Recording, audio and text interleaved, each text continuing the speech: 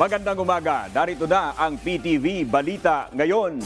Inatulan ng Sandigan Bayan ang negosyanteng si Janet Lim Napoles nang hindi bababa sa 78 pang taong pagkakakulong matapos mapatunayang guilty sa 3 counts ng graft at 3 counts ng malversation of funds kaugnay sa pork barrel ni dating Ilocos Sur Representative Salaknib Baterina.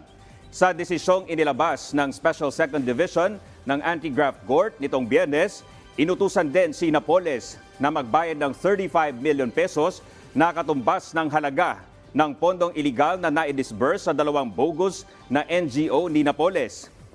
Napawalang sala naman si Baterina pero inutusan siya na ibalik sa National Treasury ang nawaldas na pera. Ang pinakabagong hatol kay Napoles ay nangyari 1 linggo matapos ang hatulan ng parehong korte ng di bababa sa 64 na taong pagkakabilanggo sa kasong graft at malversation of public funds, kaugnay naman sa pork barrel ni dating South Cotabato Representative Arthur Pingoy. At yan ang mga balita sa oras na ito. Para sa iba pang updates, i-like at i-follow kami sa aming Facebook at Twitter sa @PTVPH. Ako po si Dominic Albelor. Magandang umaga.